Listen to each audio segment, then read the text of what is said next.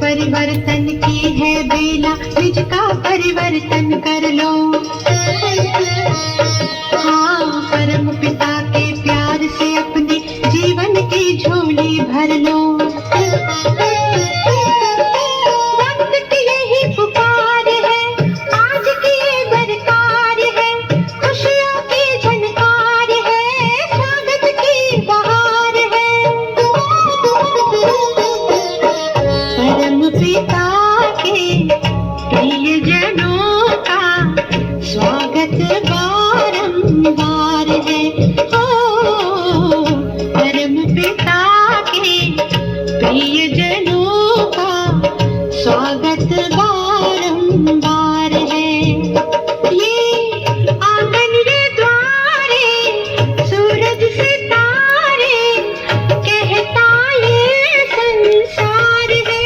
ओ, परम पिता के प्रिय जनों का स्वागत बारंबार है। ओ, परम पिता के प्रिय जनों का स्वागत बारंबार है। ओ, परम पिता के प्रिय जनों का स्वागत बारंबार है।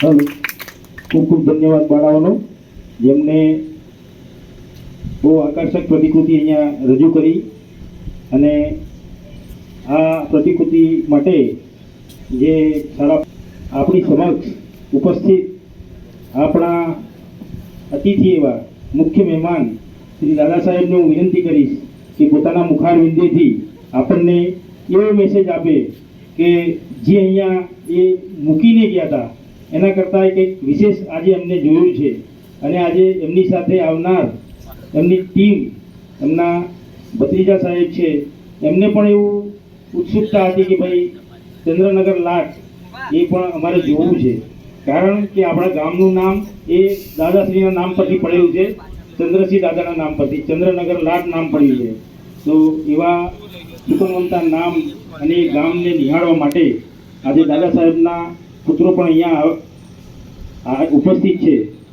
તો હું દાदा साहेब ने फरी एक वक्त विनंती करीश के प्रसंगोपात उद्बोधन करे। श्री दादा साहेब।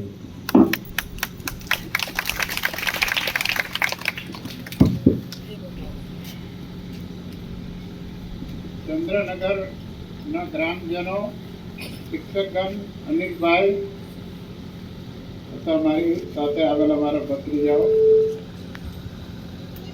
आपे अમને બોલાવીને સ્વાગત કર્યું। ખૂબ ખૂબ આભાર, ખૂબ આનંદ થયો આપણે બધાને મળીને। આજથી 6 વર્ષ પહેલાં મારા ગ્રાન્ડફાધર ગુલાબસિંહ દાદા અને એમના 2 ભાઈઓ હતા ચંદ્રસિંહ દાદા અને ફતેહસિંહ દાદા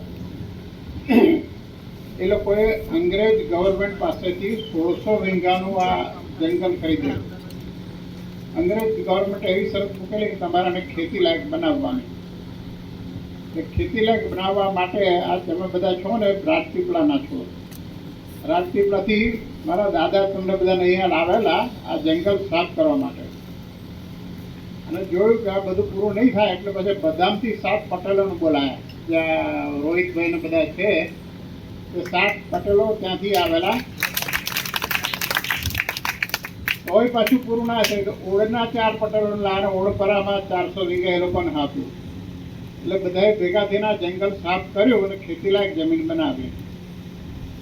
ખેતીલાયક બનાવ્યા પછી ચાલતું ઘણા વર્ષો સુધી પણ આપણો દેશ આઝાદ થયો ગણતરીનો કાયદો આવ્યો એટલે પછી અમારી પાસે જે ખેડવાતી એ અમારી પાસે રહી અને જે લોકો ખેડતા હતા એમને સરકારે વેચાણ આપી દે પણ આનંદની વાત એ છે કે કોર્ટ સરકારી વેચાણ આપે ને એનો કેસ ચાલે, પણ કેસમાં ગયા જ નથી. અહીંથી સમાધાન કરીને થઈ જઈને કહી દે કે અમે આ સમાધાન છે તમે નોંધી લો.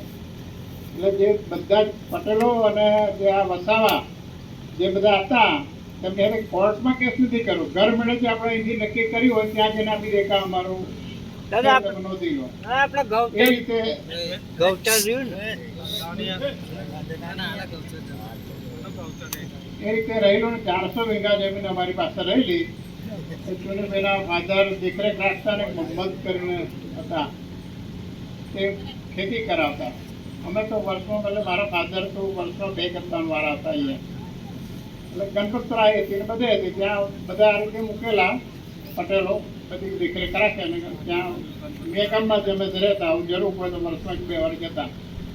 પછી 65માં મારા પિતાશ્રી ગુજરી ગયા. પછી મારા મોટા ભાઈ જસવંતસિંહ જેમના 2 દીકરાઓ આવ્યા છે, કિરેન્દ્રસિંહ અને ઇન્દ્રજીતસિંહ. પછી મારા બીજા મોટા ભાઈ કિશોરસિંહ જેમના દીકરા કિરણસિંહ એ લોકો આવતા. 1967માં મારો અભ્યાસ પૂરો થયો પછી હું આવતો થયો. એટલે તે આવતો એટલે વર્ષમાં 5-7 વાર આવતો. કંઈ કાયમ આવવાનું જરૂર નહીં, મહિને 2 મહિને આવીએ અને